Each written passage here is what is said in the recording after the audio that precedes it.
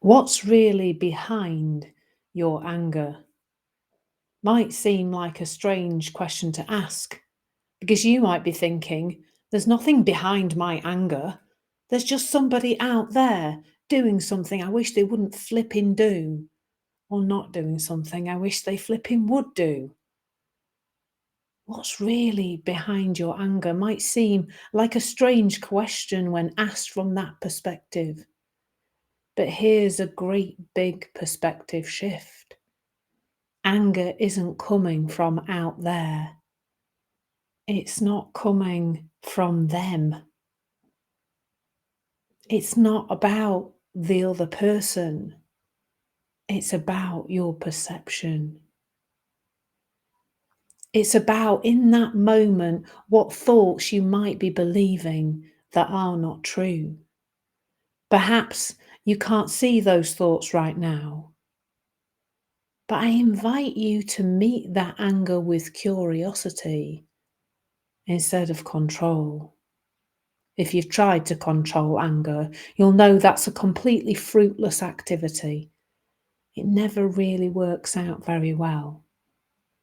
So let's look at that curiosity. What if you just paused right then in the moment when you're feeling angry and you took a breath? I think you know this already, because you've been in that place where you've hammered out a reply to an email in an angry way and then stopped and thought, ooh, maybe I'll read that again in the morning before I send it. Have you noticed that anger can end up being a process of us continually adding more fuel to the fire? The anger arises, we retaliate, somebody else comes back at us, and it can go back and forth and back and forth. And I have been there, my goodness, I have been there.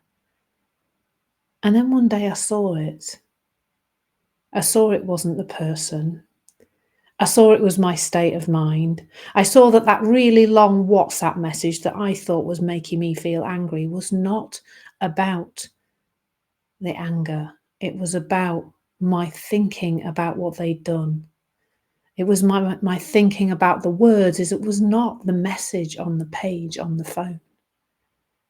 And I paused. And when I looked later, it didn't feel so bad. So what's really behind your anger is some thoughts you're believing that are not true. And that's it.